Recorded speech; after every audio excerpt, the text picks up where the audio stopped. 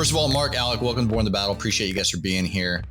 Now, Alec, you're the CEO of BlackRock Strategy. That's no affiliation to BlackRock, the investment firm, right? No, we're a little bit smaller than that. Correct. Not the same. Not the same.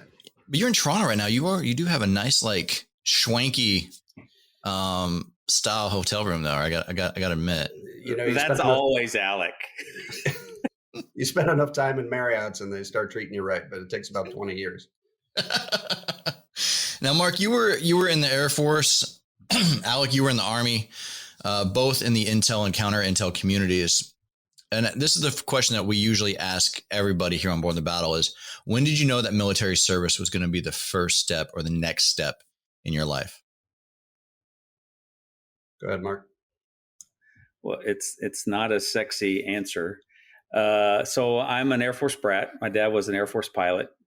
And I was in my senior year of college, and I got what are you going to do with your life? And I'm like, well, that Air Force career thing wasn't bad for Dad. I was too blind to fly. So I said, let's go try that for 4 years. And 4 years turned into 5, 10, 20, 28. 28 years.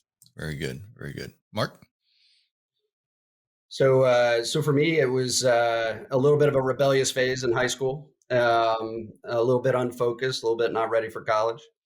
And, so I went down to the recruiter at the age of 17 and got into the delayed entry program for the Army. He had a compelling pitch and I went for it. What was the pitch? Join the Army, see the world, rebel against your parents, rebel against the standard. I was in high school in Potomac, Maryland, and 98% of my class went to straight to college. So I had to be a little bit different. But yeah, so I enlisted, did my initial 4 years, got out, went to college, went back in as a warrant officer. Wound up transitioning from there to a civilian position for DIA, and then assigned to the Joint Staff. And then from there, I went to CIA, where I finished the rest of my government career.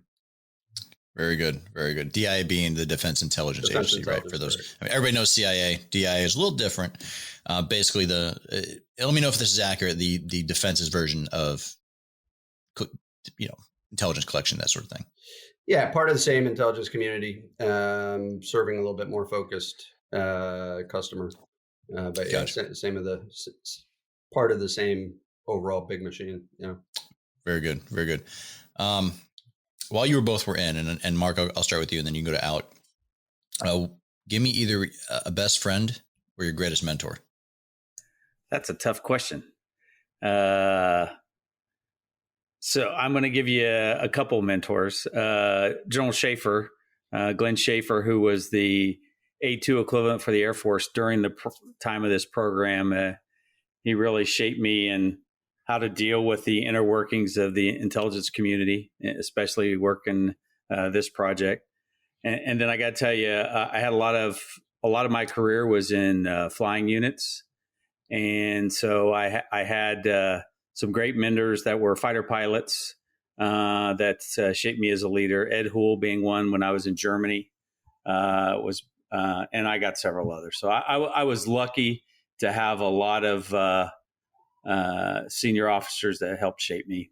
They probably say they failed. Because, what do they teach you? Really, to never take no for an answer, I think and be persistent and just do a good job in the job you're in, and everything else will take care of itself. Very good. Out. Yeah. So on the Army side, in early career, it was Chief Warrant Officer for Mike Chalmers, now deceased, an SF Intel warrant, and took me under his wing as a senior enlisted guy, convinced me to go the warrant path, and really taught me not just about troop leading, but also the intel mission, and a lot of life lessons along the way too. So we connected early on, and stayed friends, and escorted his body down to his funeral on the backside of his life and experiences. But wow. on the agency side, And there's a lot of people that probably count this guy as a mentor. Charlie Allen, who is the associate director for collections under, at the time, George Tenet.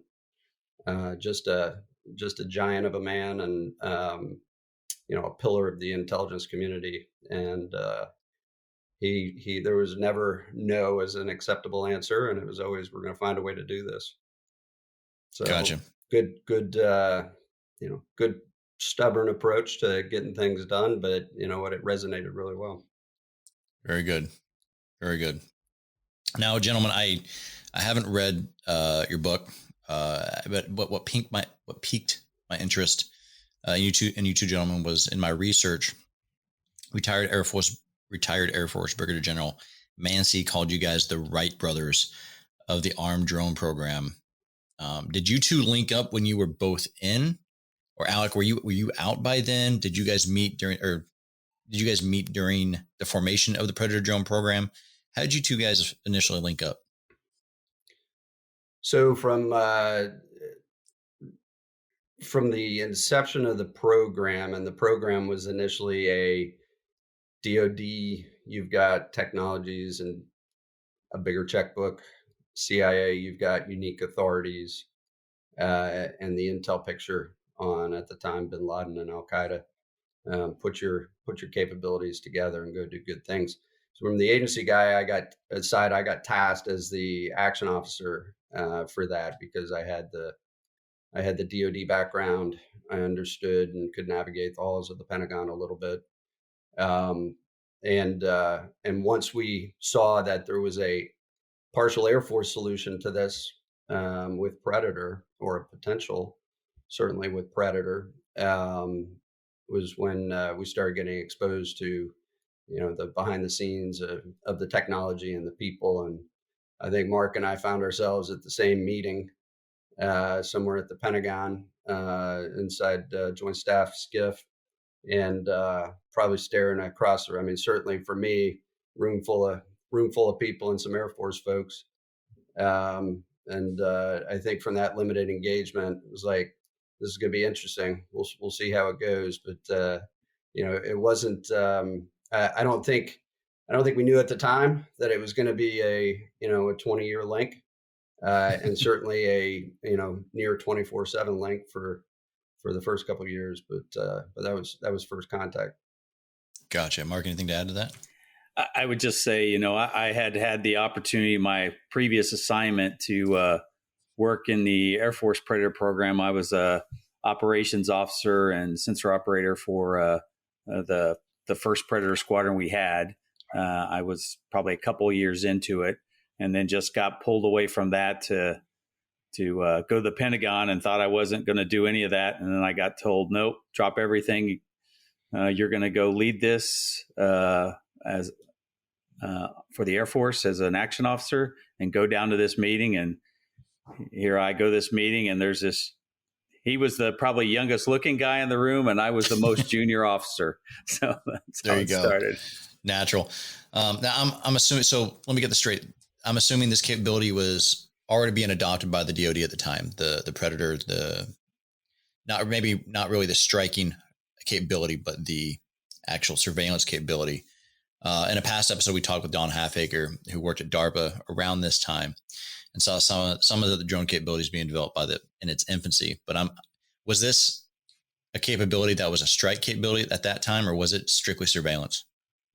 Well, up to that point, we had just done surveillance. We had done work in the Balkans, a little bit of work for the no-fly zone in Iraq, but nothing. And we had done some, though I don't think we totally realized at the time, we had done some counter-terrorist kinds of things in the Balkans, but certainly not to the magnitude that we were about to embark on in this program.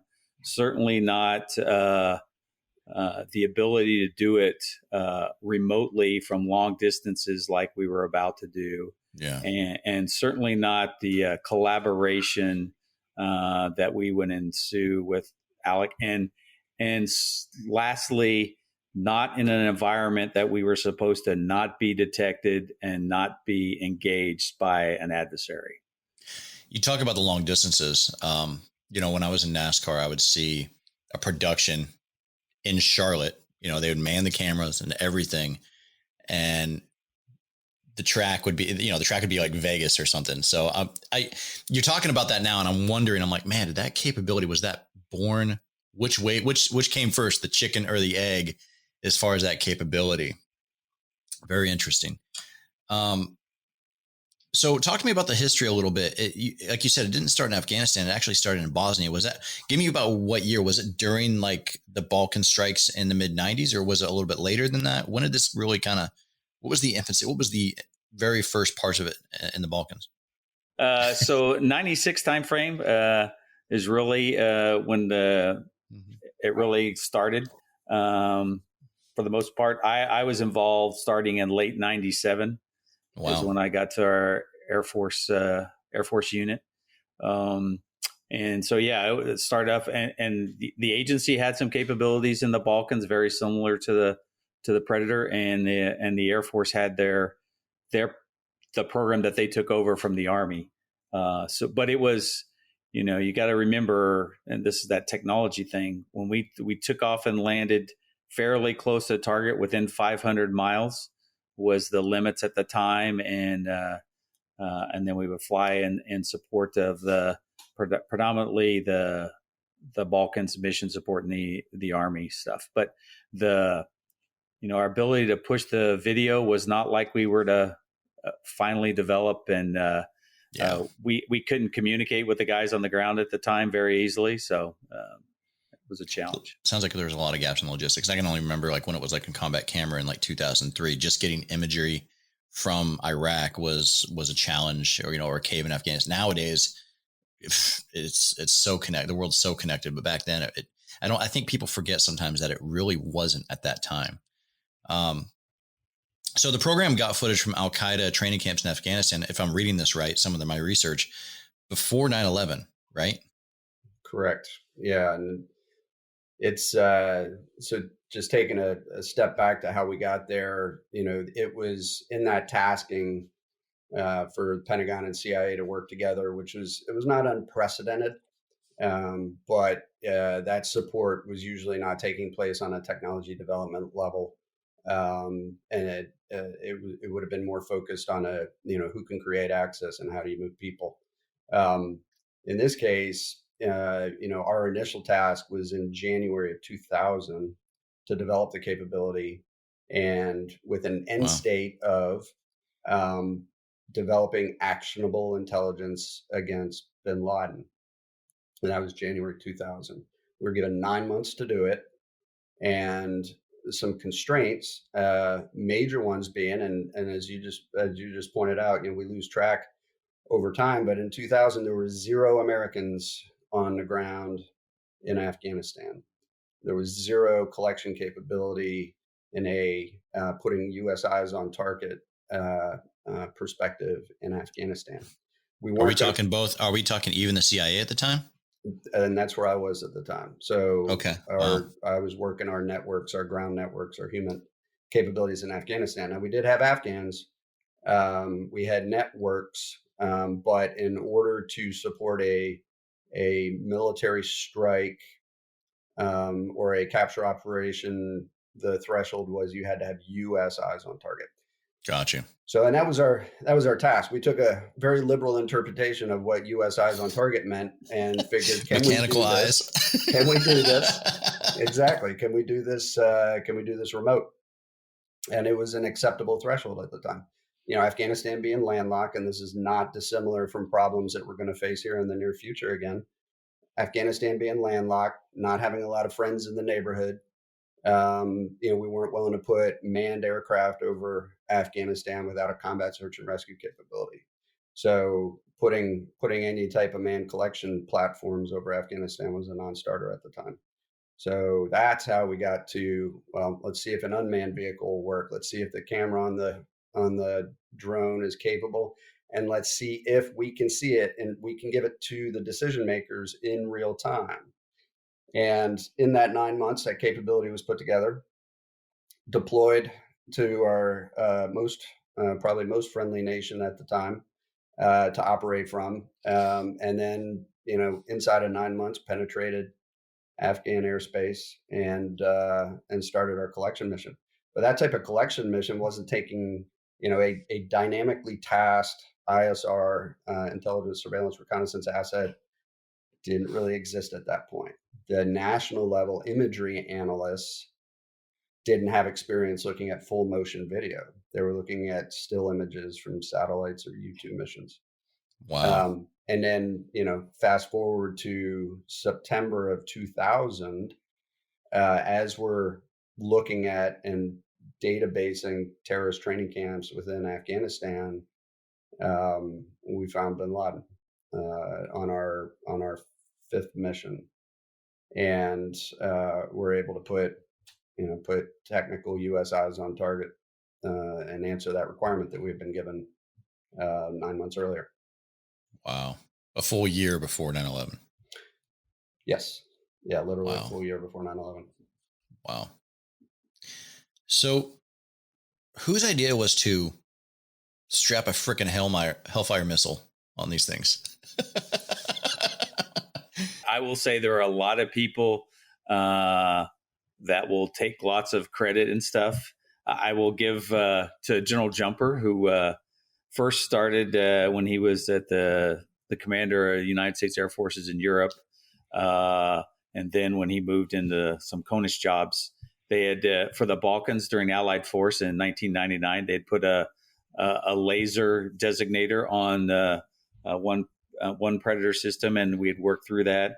And then he at the Air Combat Command was developing Hellfire capability. That's where he wanted to go next. But the Air Force program for that was at least 2 years to get it done and millions of dollars.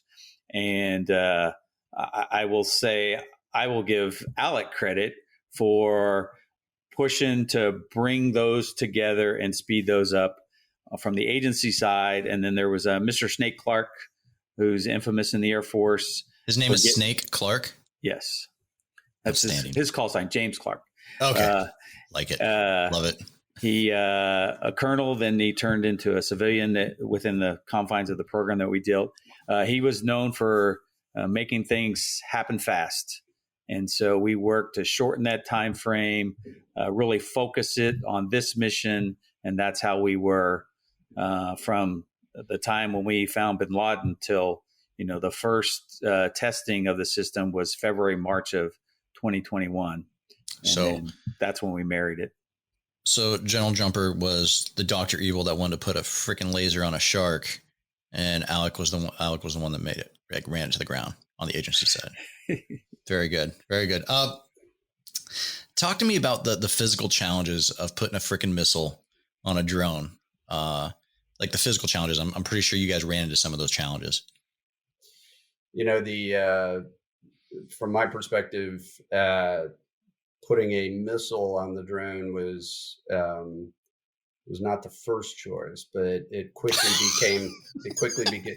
Well, what was your first choice? For the non-engineer, when we started looking at it, and it was literally, there had been some discussions before we saw bin Laden, but our resolve definitely locked down the day that we put eyes on bin Laden and couldn't do anything about it. Hence the name of the book, Never Mind, We'll Do It Ourselves. How do we shorten that chain even further? We got to put a weapon system on the aircraft.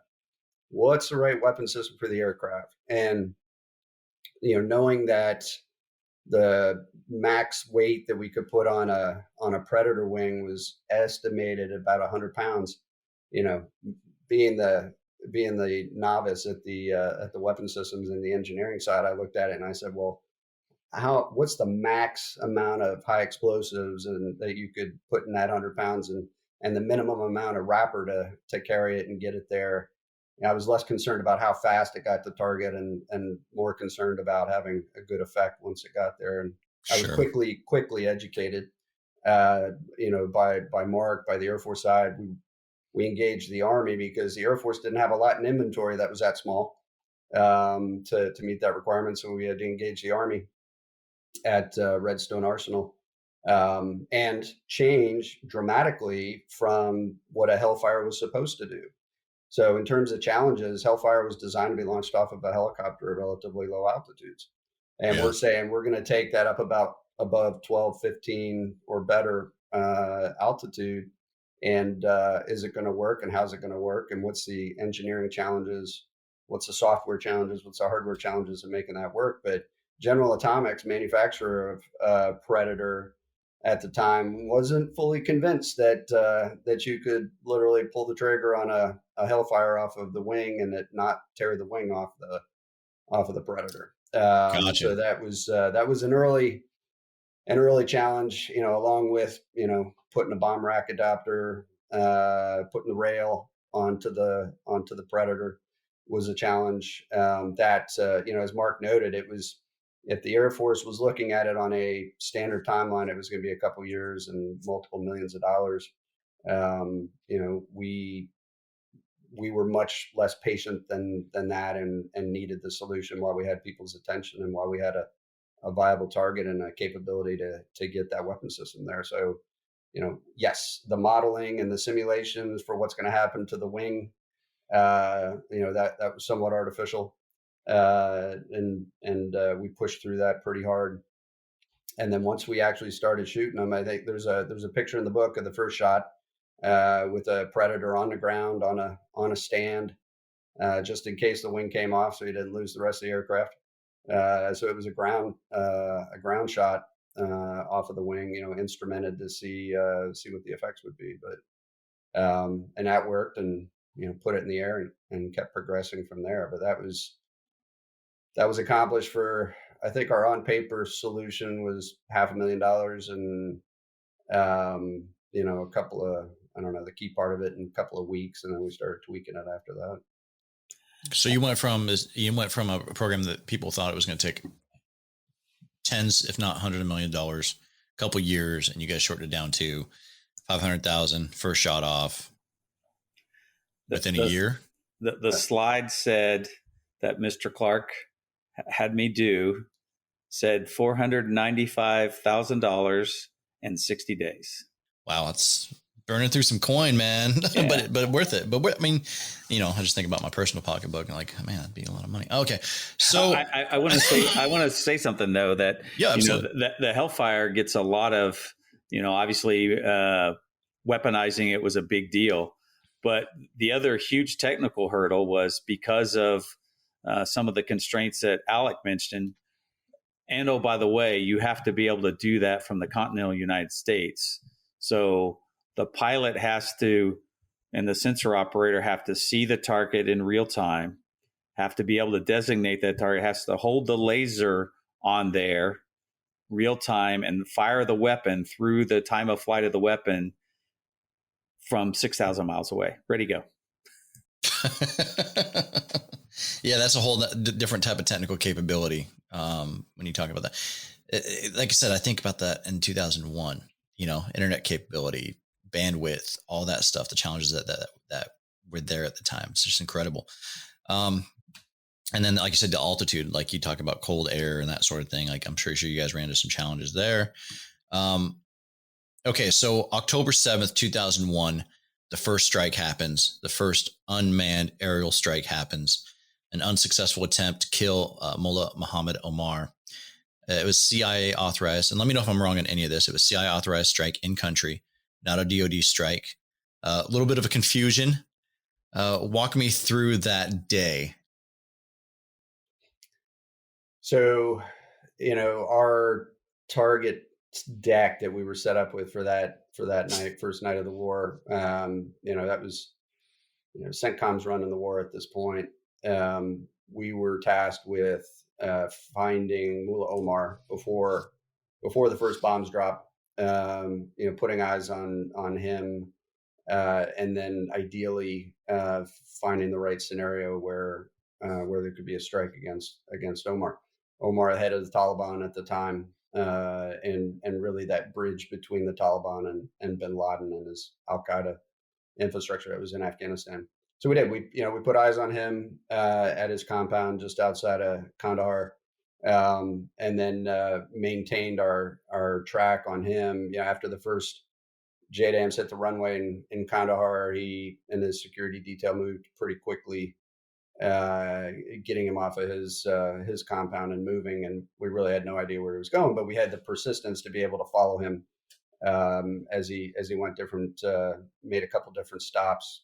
First one downtown, and so this is the first time that there's even consideration for pulling the trigger off of a Hellfire, off a Predator.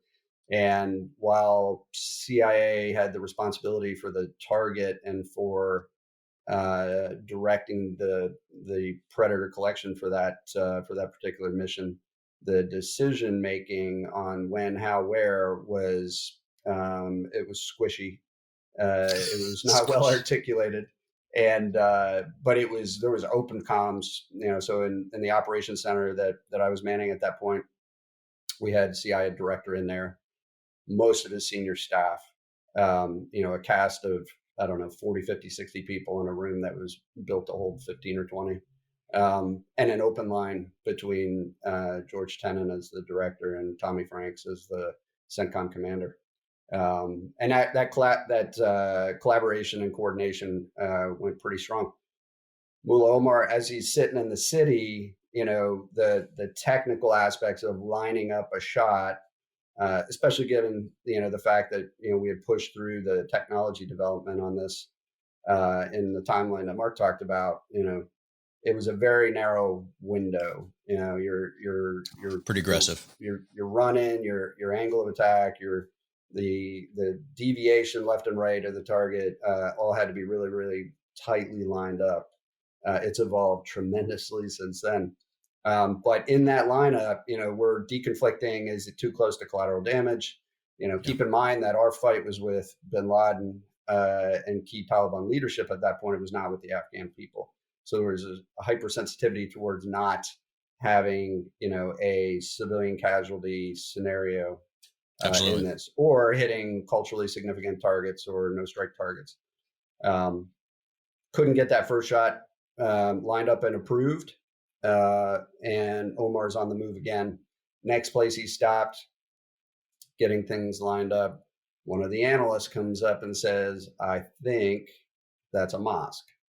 And at that point, I'll stop. We got to confirm whether this is a mosque or this is not a mosque. But with that assessment being put on the table, it brought things to a more measured pace to make sure that we had a viable target and strike. And it played out from there to ultimately the decision was made. We couldn't engage that building. We needed to try to push Omar off of the mosque and into a more viable target scenario. And so first strike, first engagement was Hellfire off a Predator against Omar's vehicle and security detail. And probably the longest 30 seconds of my life in that time of flight, from seeing the missile leave the rail with the cast of characters that we had watching this in multiple locations until there was a weapon on target. But a technical success and being able to walk through that and make that happen. Gotcha. No, but there were, in my research, I read that there was a 3-star that didn't know that this was happening in his AO, and was a little. How'd that go down? Mark, that was one of you guys at KOC, right? Well, let me first go back a couple. So you got to remember that first shot, we had only shot 15 test shots before that time. Wow. So that's why the run-in heading and the altitude and everything had to be so precise, because that's all the test data that we had. We had some other confidence, but we knew if we ran these parameters, we had a high chance of success. Yeah. When we got over the target and the mosque Alec referred to, that wasn't exactly where we thought Omar was. He was in another building, and we felt confident we could put it off azimuth and still hit the target. So we had to work through that. And Getting to your question, while we had some ideas on the command and control, it wasn't because of the classification of the program and stuff. the higher level folks weren't confident in how the command and control was set up. And so we, as typically, and we had some of these problems in my previous time and even Air Force Predator, it's a lot of people, especially when you can push that video around the world, there are a lot of people that think they get a vote in what's the shot and the authority and everything else. And we had developed, and I felt confident in who I took orders from. And, but so there was, I hate to say it, because there was probably some consensus building that people tried to do versus having a very structured who had operational control of us, who we would give tactical control of. And over time we worked through that, but it was, as I think Alec used it, it was squishy. For sure. I can imagine if you're in charge of the air war in Afghanistan and you see a missile that you didn't authorize hit, I'm sure there were some good conversations afterwards. Right. Yes. And I have to say, my boss, Colonel Ed Boyle, got numerous phone calls from general officers and their displeasure with us.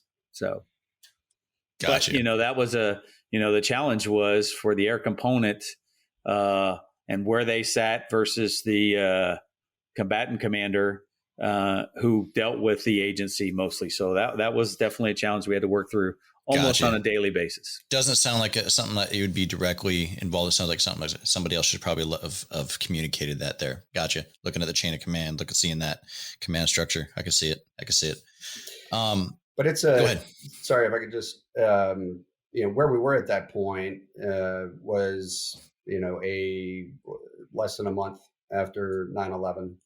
Up until 9/11, this was a, highly classified, completely, off most people's radar program that was a CIA covert action. And so to transition that to being part of the bigger machine, it was not smooth through that, that intervening, 3.5 weeks between 9/11 and the start of the war, for sure. And it was also not clear whether, we had good, healthy debates on, is this a strategic asset? Is this a tactical asset? Does this become a DoD capability? Does this become a CIA capability? Should the CIA be shooting Hellfire missiles? This was uncharted territory for the most part. And it took, and you would hope that evolution was subsequently quick and clear after 20 years later, they're still having that debate. Absolutely. And imagine also the other piece of this is contacting a ground party, whether it's agency or special operations forces, out in the middle of nowhere, and telling them at the time that you're a UAV with 2 Hellfire missiles and you're ready to help. You can laser designate, and they had no idea about this. And we never told them, oh, by the way, I'm sitting in the continental United States, because that would have blown their minds. Now the whole goal of this program, and it sounds like, it's rapid advance from 96, just surveillance to, hey, we're shooting freaking missiles in 2001. Of course, the goal was to get lives out of harm's way, right? You can strike somebody from the air, make sure we don't have, you don't have anybody on the ground for a mission like that. Did you get any pushback from those communities that was that mission for them, in the soft community or in any other communities? I would say that's a little bit of the misconception. And that is, it wasn't that we wanted to bring people out of harm's way. It was actually a political decision that we couldn't put U.S. forces on the ground in our host country. So that's what drove us to the technical solution in 2000 to remote it. And then when we were in an allied country, and then when we realized for some legal reasons we couldn't shoot from anywhere but the continental United States, that's what drove us back to the U.S. It wasn't, hey, we can save American lives this way. That was never in our calculus. from an agency perspective, it was, there was a risk tolerance, but there was political consequence to, hey, we're going to put this thing in another country and operate and it's quite the oxymoron when you say a clandestine airfield, but trying to run a clandestine airfield where, a Air Force complement, which we would have preferred to have on the ground with us, to have the pros on the system there. We were, a standard Air Force complement for Predator at that point was probably 100 people.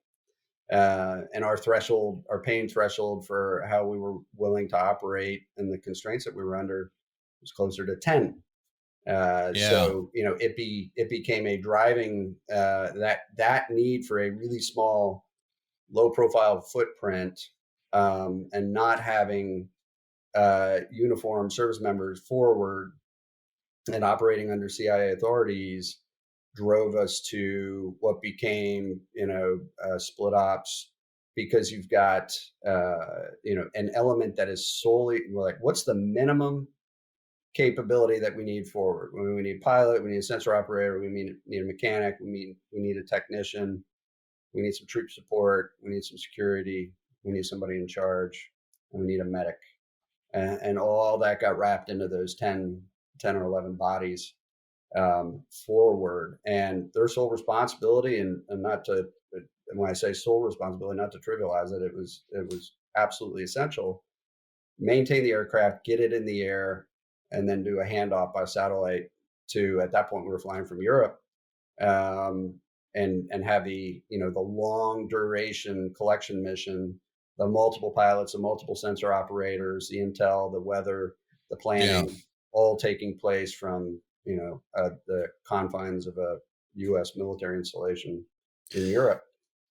So this wasn't even a question of saving people on the ground, because there was nobody on the ground to like switch out. As far as mission capability, this was just, hey, we need this capability. Period.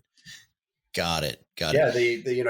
So President Clinton at the end of '99 and January 2000 took a briefing from the CIA director and was dissatisfied with the level of collection and activities against bin Laden at the time, and said, do more, do better, which is what drove that memo that tasked us, within the next 9 months to go and do this. But it's not that there weren't capabilities or the ability to develop those capabilities on the ground, but this is again, no Americans on the ground, no technologies, Taliban's in charge of 95% of the country.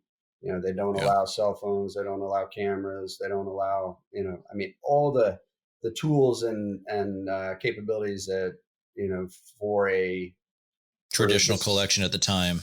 For traditional collection, but then for a decision maker to authorize, a military engagement of some sort based off of, somebody that nobody had, a unproven source on the ground. Got you. Very good. Very good. Super interesting. So 20 years ago, it was Predator, Hellfire. What are the capabilities now? How have they improved? I think broadly, my answer to that is you've still got Predator or the evolutions thereof, Gray Eagle and Reaper, multiple variants, multiple evolutions in terms of capability, payload, weights, performance, endurance. So you've had many incremental improvements to both the platforms.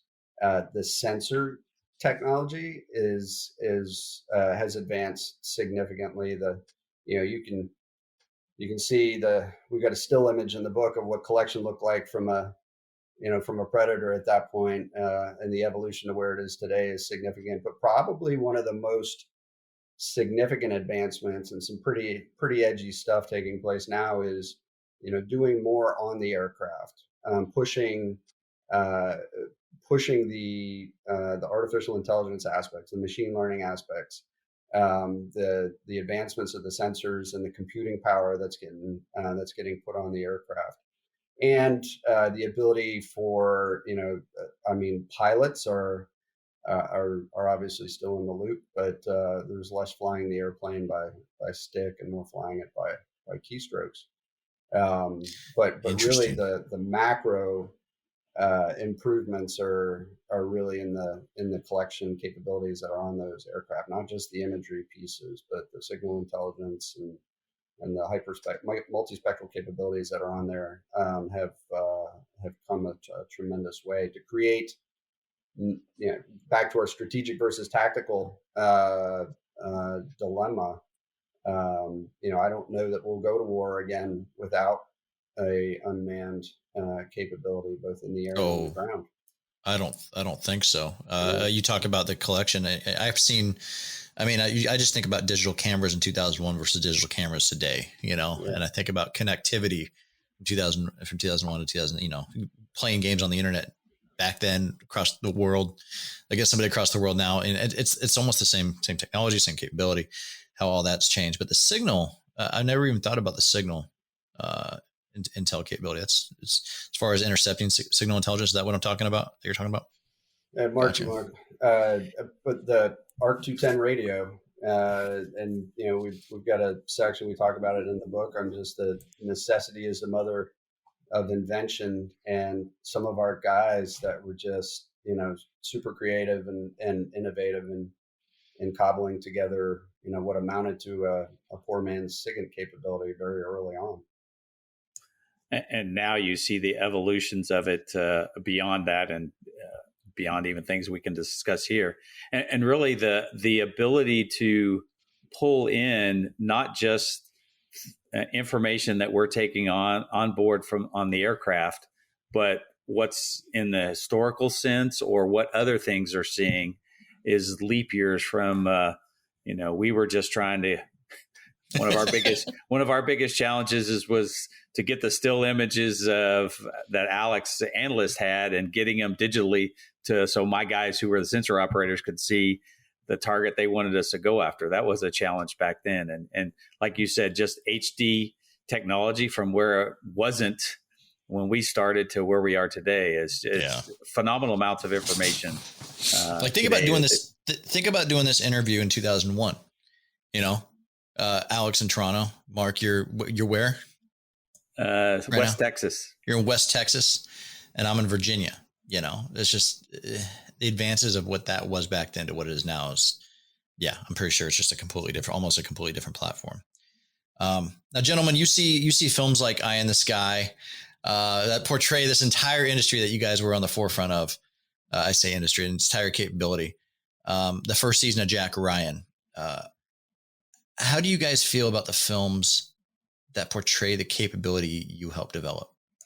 Well, I want the bug and the bird sensors. That Alec needed more of those that are an eye in the sky.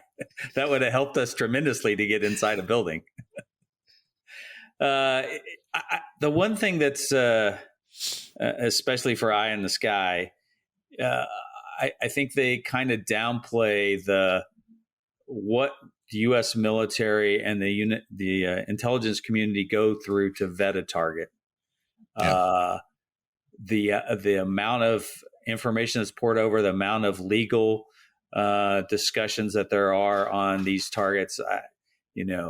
I have always been confident, whether it was when I was doing the front end of the Predator, like in this program, or when I was commanding units that exploited the information off of these platforms, that we were doing everything we needed to do to vet targets to make sure that they were legal, moral targets. How many levels of vetting are there for a strike or for collection?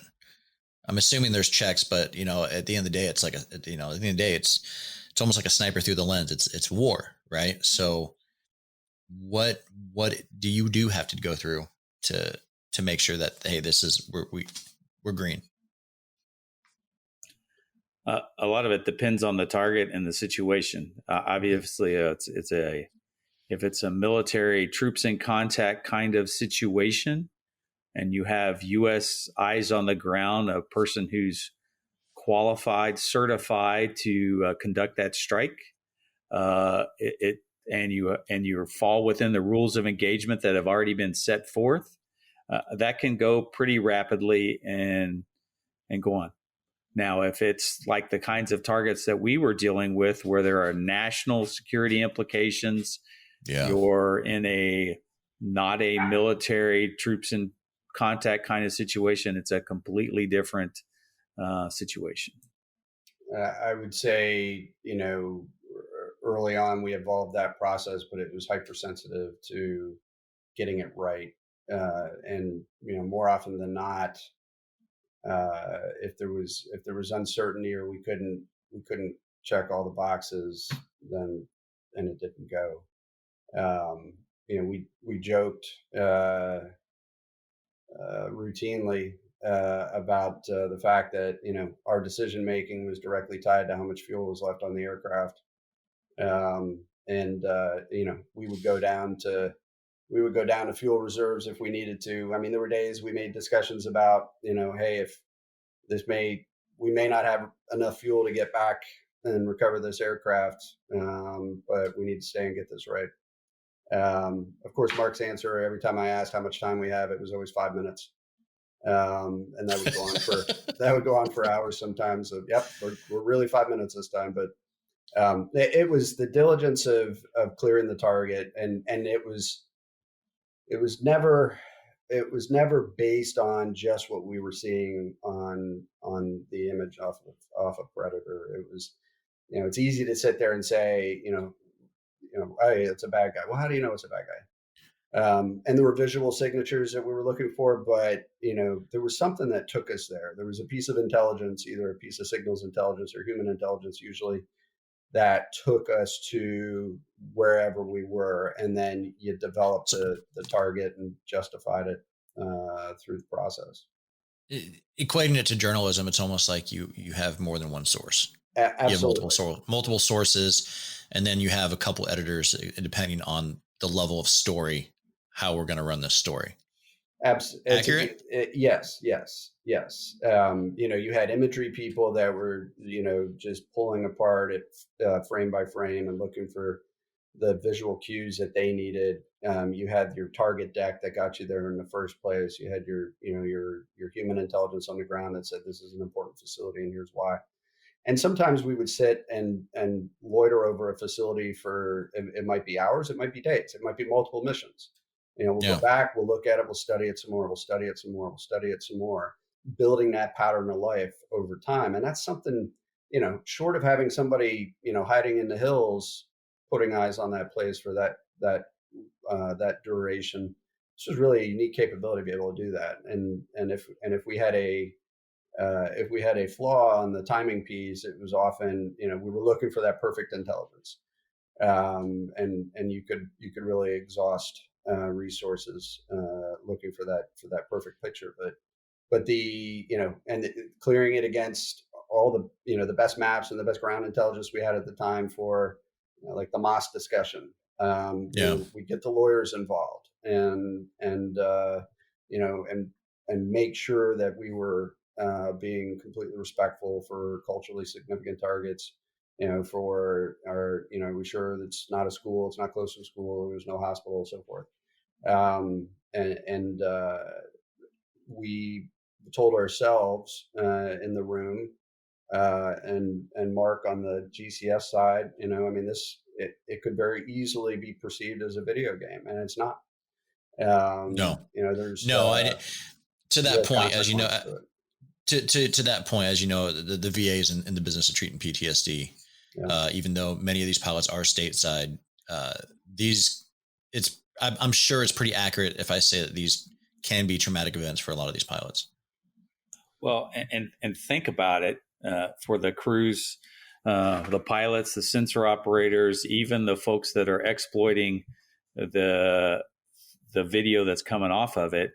Not only do you have to deal with the traumatic thing that happened, whether it's loss of U.S. forces that you've been involved in or the taking of the enemy, then your shift is over and you've got to go home and with maybe a 5 or 10 or 20-minute drive home to decompress. And now your kid's homework or that the lawn needs mown is now your highest priority. And you've got to try to figure out how to push that aside like that. Whereas where you're coming back. Whereas when you're deployed, we have good, we've done a lot for processes for decompression time, reintegration time, and all that. But here's a situation where that situation happened, you go home, and oh, by the way, 12 hours later, you got to go again, nonstop. Have you seen any treatment that's different from your normal treatment that helps with that?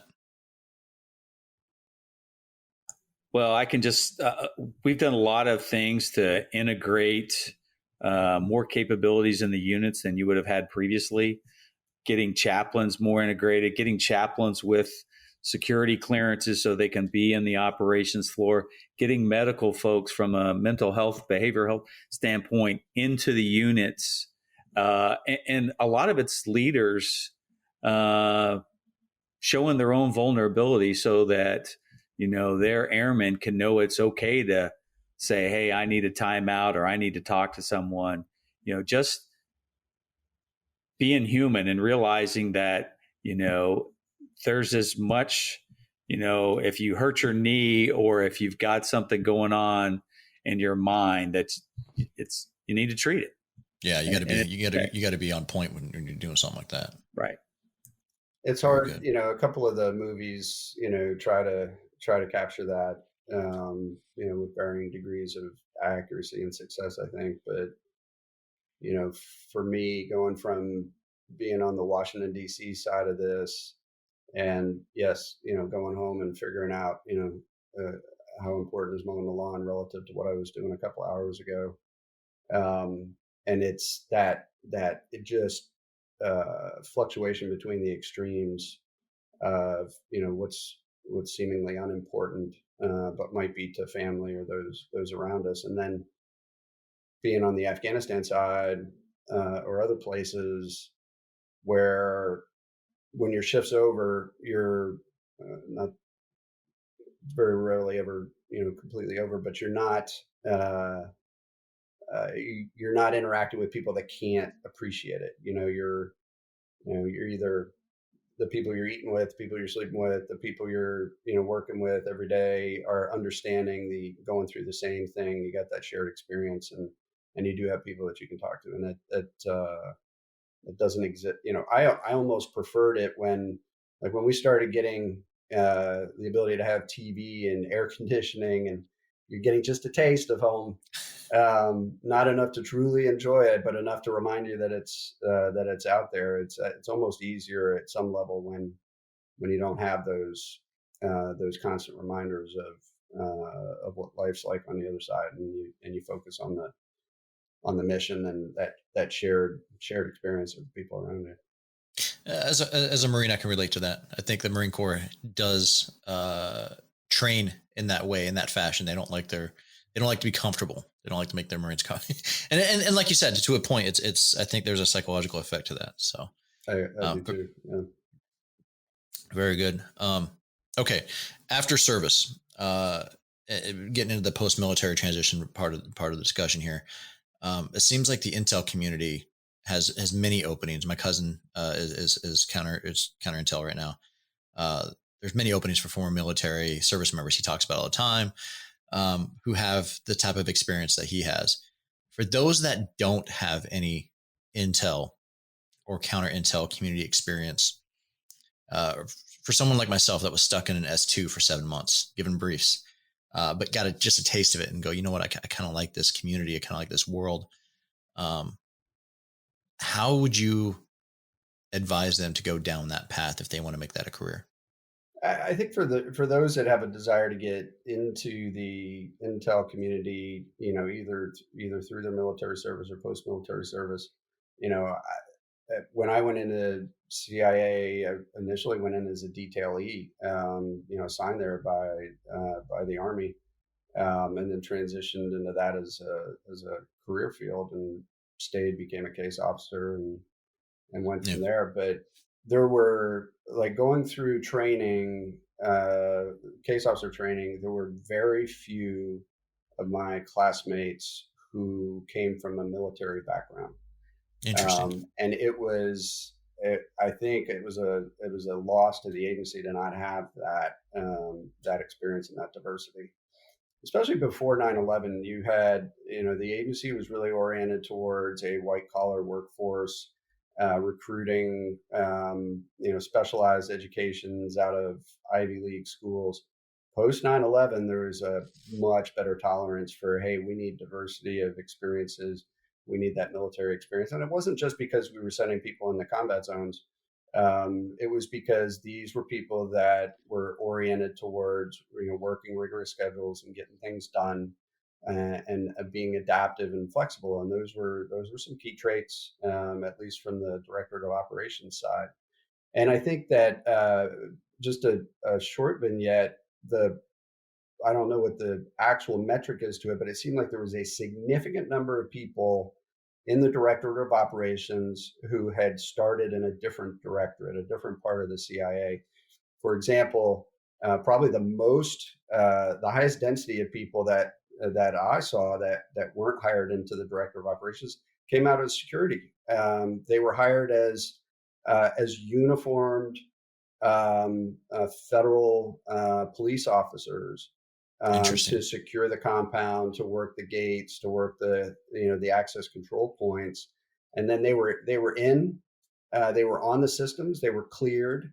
And then once you're in, moving between job fields, moving between directorates, be it into an analytical role or being it into an operations role, that was much easier. The barriers to entry for internal movements were much lower than straight coming in from the outside. So, my advice, go ahead.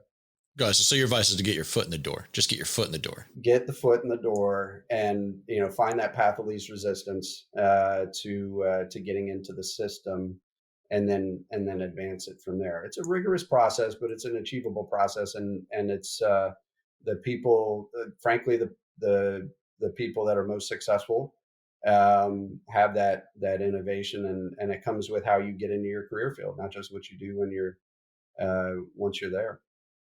I will also say that, probably I'll just throw out the last 10 years, the number of degree opportunities that are out there for veterans at universities, in whether it's Homeland Security, intelligence, international relations, all those kinds of things. There are more degree programs out there. There are a lot of universities now that have, unmanned aircraft kind of degrees. So those opportunities are out there. So if someone, a veteran, has an interest in that, there are ways as they're going after, using their GI Bill to get into that kind of work as well through that way. Interesting. Very good. Okay, this is directed to both you gentlemen. We'll start with Alec, then we'll go to Mark. Is there a veteran nonprofit or a veteran in the veteran community who you've had an experience with or who you've worked with that you'd like to mention? For me and our company, we're fortunate that we're able to pull in a lot of veterans, and put them on the books and put them to work. There's to me, there's countless professionals out there that are worthy of mention and putting into the system. I mentioned my mentor up front, Chief Chalmers. Just absolute, he's not with us any longer, but left the most significant impression on me and convinced me that life of service and giving back was definitely worthy. I'd like to highlight someone who's not a veteran but does tremendous work for veterans, and that's my best friend from high school, Billy Sampson, is a professional golfer at a small course in South Carolina, and every year, Labor Day weekend, he golfs.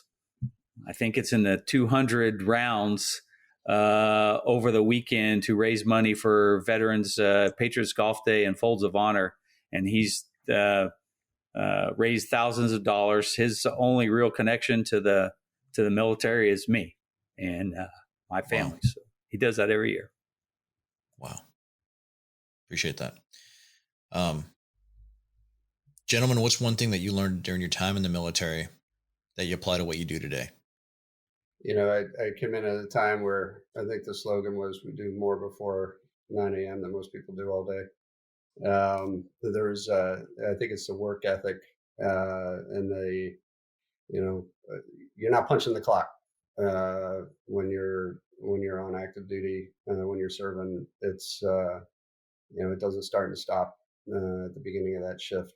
You know, some may argue, including my family, that you know, that work-life balance isn't always balanced. But to me, you know, I take away that you know, do the job till the job's done, and make it more than just a career or an assignment. Live it. 100%. Yeah. For me, it's kind of the backdrop of our book, and that's persistence. If you believe in something, don't let anybody tell you no. Just, there's always a way. Just keep plugging at it, and never give up, and great things can happen. Very good. Gentlemen, we covered a lot of ground. Is there anything that I've missed or haven't asked, or maybe there's a parting shot to any veteran that might be listening to this? Again, we got a lot of veterans that listen to this through the VA. Is there anything that I've missed or haven't asked that you'd like to share? I would just like to say, you know, when we took on our endeavor to write our book, it was never about, hey, we want to be a bestseller or anything else. We wanted to tell the story of our team. A lot of books had been written that focused on one individual. We tried to do this one to tell our story about our team, about a bunch of ordinary Americans, military and civilian, that got a task and attempted to do their best to succeed in that task. And I would say that other veterans have their own story, and I would encourage them to find ways to tell their story, because there are people that are much more heroic than just the job we tried to do. Yeah, it's for me, it's the story of the team and the innovation. And you know, we got told no a lot. We got challenged a lot, and I think for our team and the people that we had the good fortune in most cases of handpicking our team. They never accepted the no. We always look for a path to yes, and that transcended even to getting the book done. You know, we fought the publication review board to make sure that we were in compliance, and it took 4 years. So I think if it were Mark and I, we could have walked away, but we wanted to tell the story for the people that were involved, and so I think we rode off of their previous service of not accepting no, and so we kept pressing.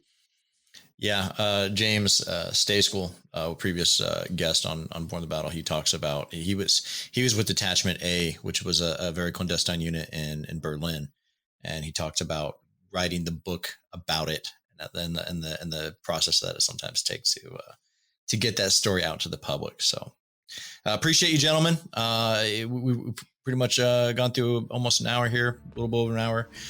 Thanks for joining, and we'll see you guys next time. We're out. Thank you. Thank you. We gotta get them one way or the other. Machine gun, firefight, bullets fly, day and night rain. Simplified till we die another campaign. My desk is a rock where the drug lords cut up millions. My pen is a 7.62 round that'll cut them down in an instant. Point, click, pull the trigger to the tune of falling brass. Full benefits and a purple heart and a Russian-made bullet in my bag. Raining down lead, punching that clock, get 'em boys. bullets fly, day and night rain. Semper Fi, do or die, another campaign. Here we go, lock and load, 0331, lug 1,000 rounds, and I ain't bringing back one.